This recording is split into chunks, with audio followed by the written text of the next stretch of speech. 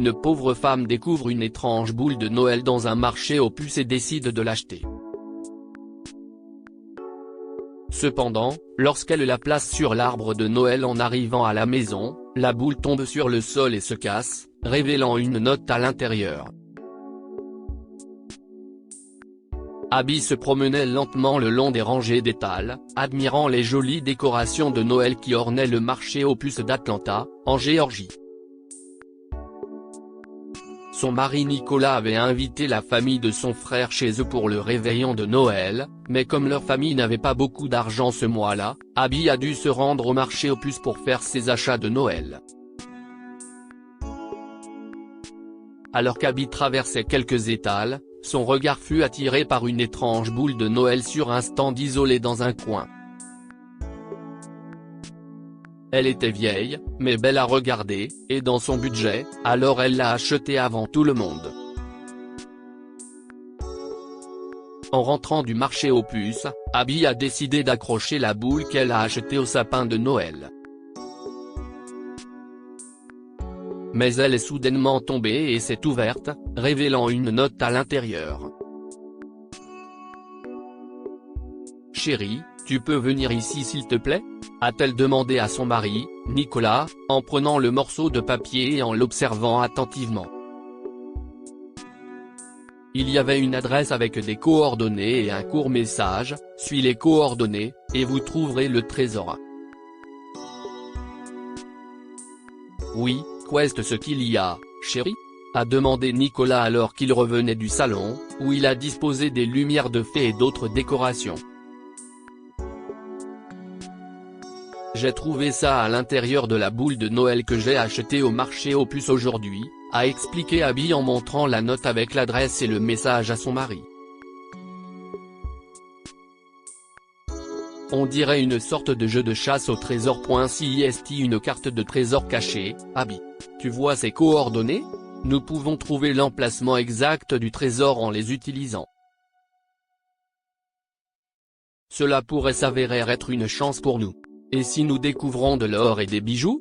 Mais chérie, nous avons beaucoup de travail devant nous. Demain, CIST la veille de Noël. Écoute, imagine juste que si nous obtenons le trésor, nous n'aurons pas à nous soucier de nos factures. Et nous pouvons trouver un meilleur hôpital pour ton traitement. Abby n'était pas impressionnée par l'excitation de Nicolas à trouver le trésor. Mais elle s'est souvenue qu'il avait eu du mal à joindre les deux bouts, mois après mois. En fait, Nicolas possédait une petite épicerie en difficulté, tandis qu'Abby travaillait comme femme de chambre dans un motel.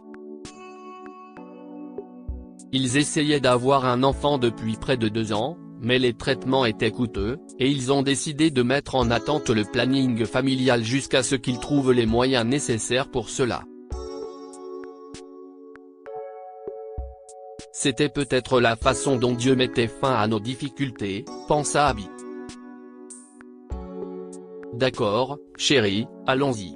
Mais j'espère que ça en vaut la peine. Abby et Nicolas se sont assis ce soir-là, ont sorti leur carte de la ville et l'ont étudiée.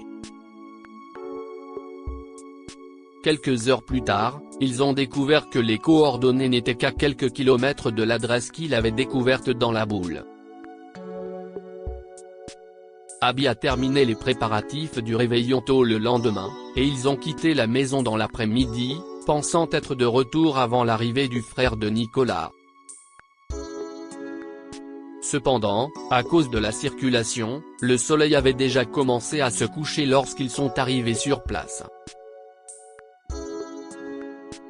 Il commençait à faire sombre, et à cause de la neige sur les routes, ils ont dû s'arrêter quelques kilomètres avant l'adresse et y aller à pied. CIST l'endroit, a indiqué Nicolas alors qu'il s'arrêtait devant une vieille maison abandonnée. Mais qu'un a-t-il des coordonnées?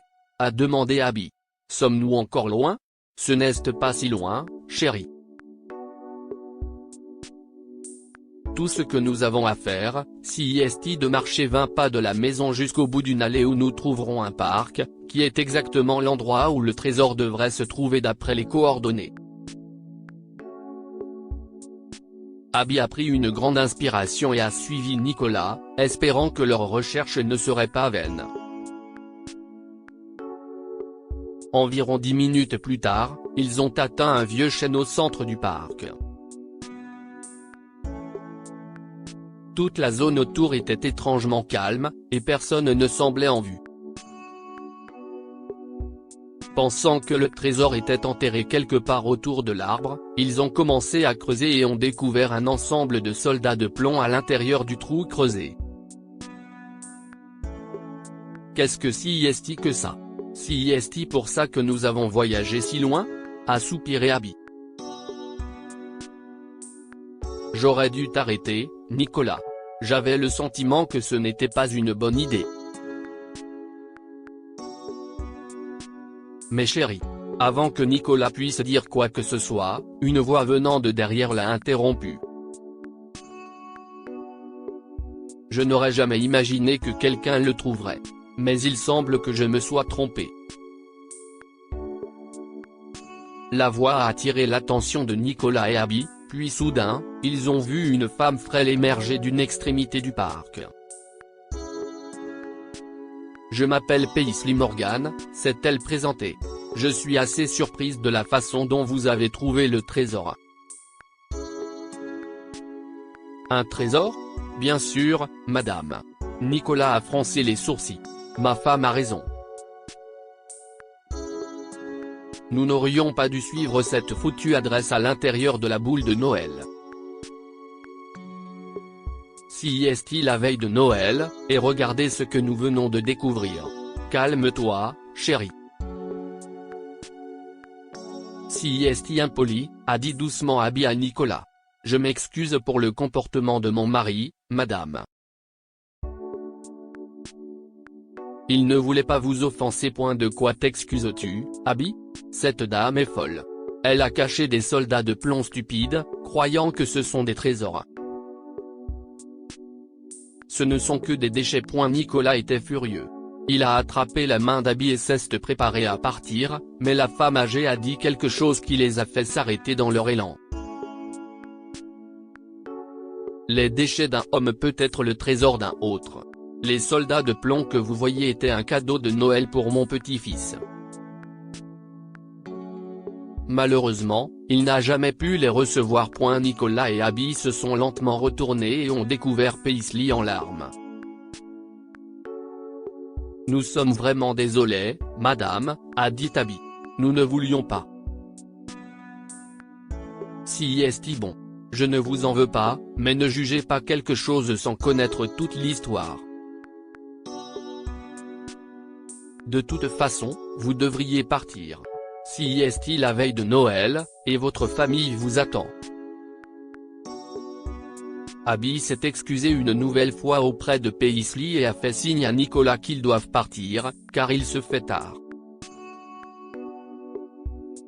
Mais Nicolas est resté fermement à sa place, des larmes coulant sur ses joues. Quand Nicolas était enfant, il passait la plupart de son temps avec sa grand-mère, car ses parents ont perdu la vie dans un accident de voiture.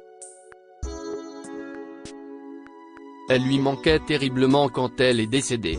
En voyant cette femme se languir de son petit-fils, tous ses souvenirs d'enfance ont alors défilé devant ses yeux.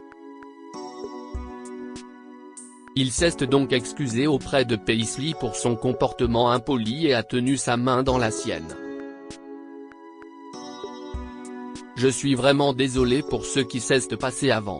Je ne savais pas qu'il était pour votre petit-fils.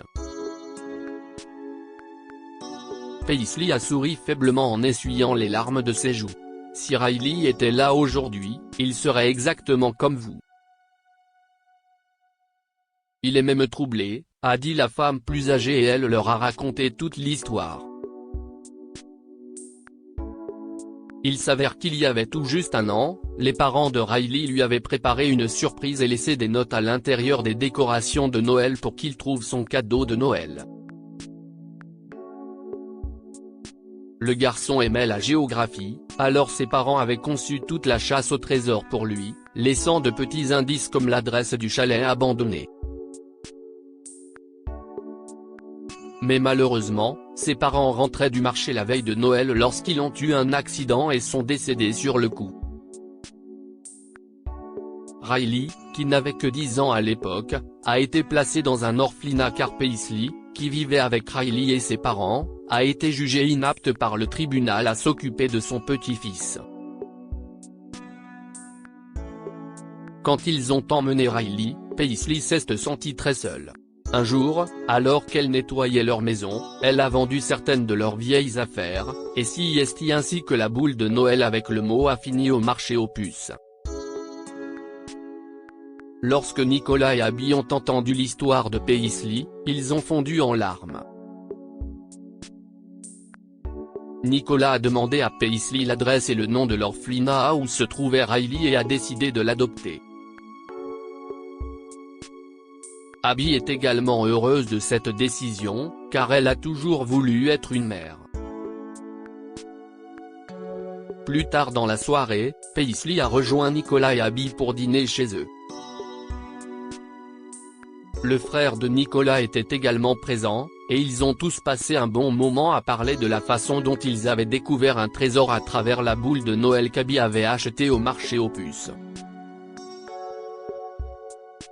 Le lendemain, Nicolas, Paisley et Abby se sont rendus à l'orphelinat de Riley et ont entamé la procédure d'adoption. Un mois plus tard, lorsque l'adoption est finalisée, Riley et Paisley ont rejoint Nicolas et Abby.